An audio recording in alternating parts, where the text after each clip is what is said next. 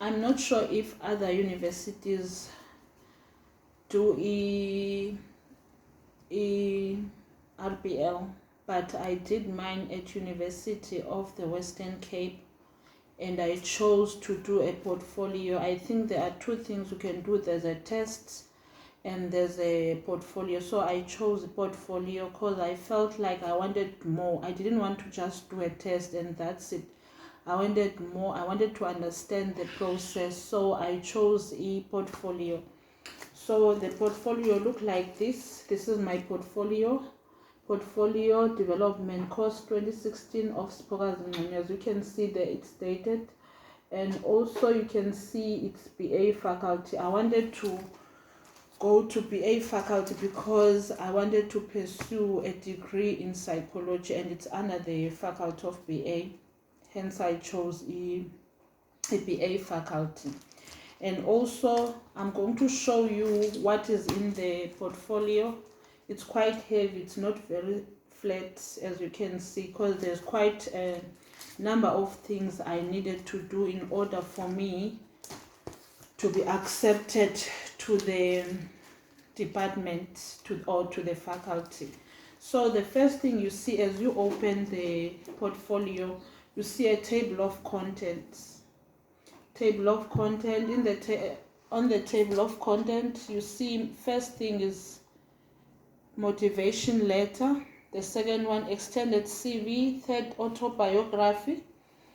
Learning history project. I have my book review, articles review, evidence of learning, and other support documents. So it's quite a few things that I needed to do for me to be able to be accepted to this faculty.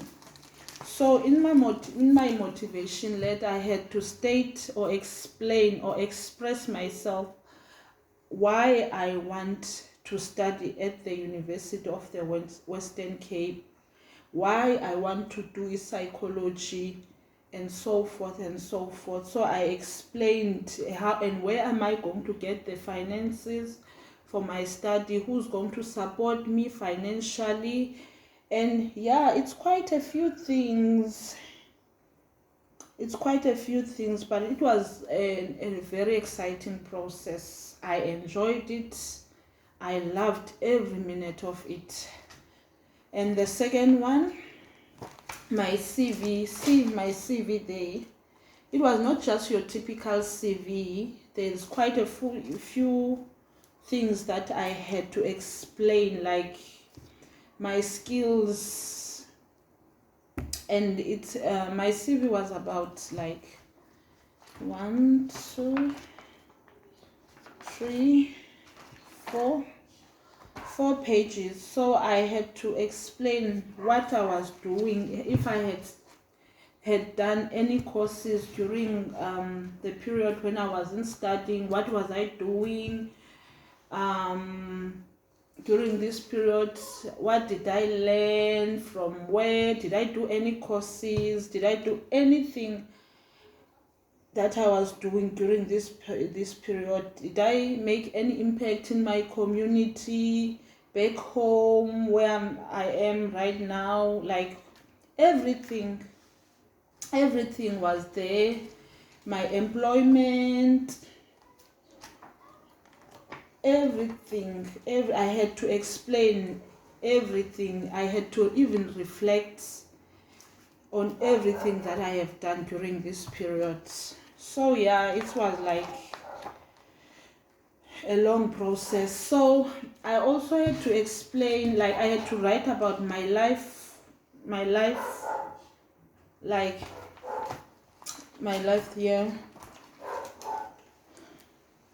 My autobiography, I had to write my autobiography. So I wrote my life, my journey. So I explained who I am, my experiences, those I have lost. It was quite an intense process. You have to be very, very ready for you to be able to go through this portfolio, because you have to be very authentic, very, very authentic. So they have to see that you really, really need this. They have to see that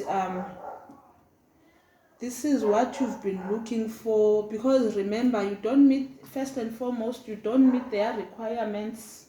So already you have that disadvantage that you don't meet their requirement.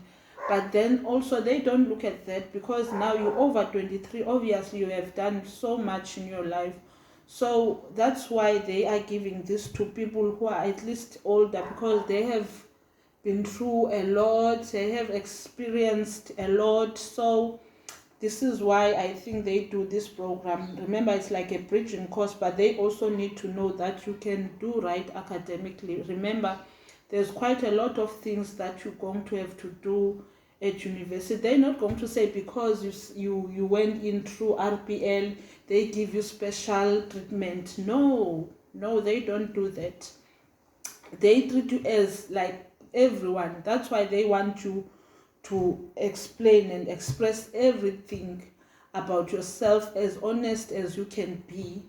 So yeah, going forward, I explain who I lost in my family and what I've learned from that, how I dealt with that. Remember, also they need to see that you're in the right mind to also be in the program.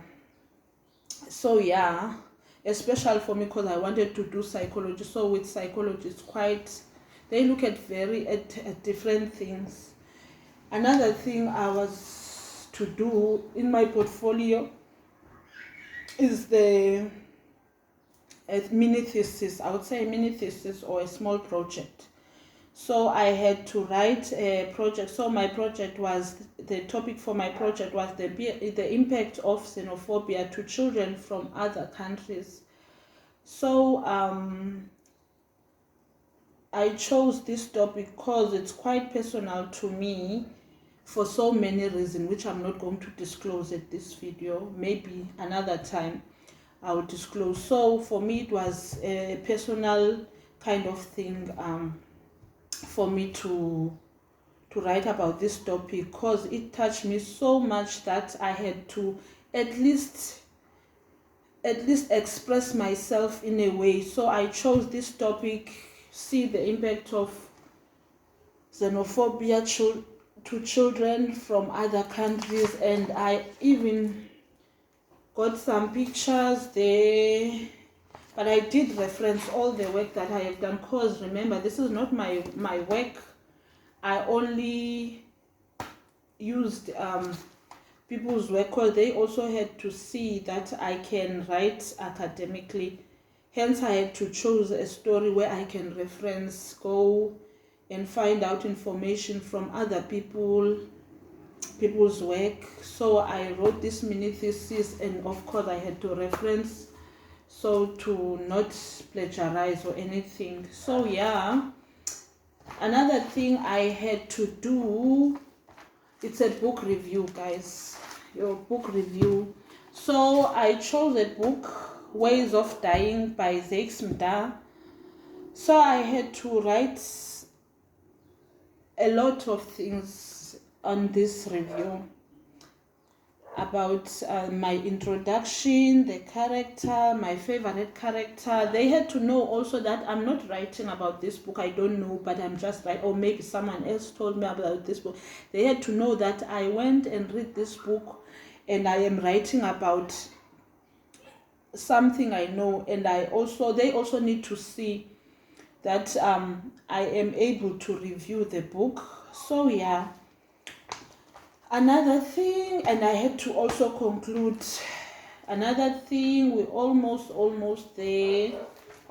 I had to also, I think that's about it, guys. It's not a lot. It's a lot, but not too much. I think it's doable, because I did it. If I did it, I always believe that if I did it, so anyone else can do it. So I always believe like that. So if one person can do it, it's obviously not that difficult. So I did it. So I think you guys can also do it. The motivation for me for this video is to give hope or motivate people who always have that dream of going and study but do not meet those requirements, to not give up.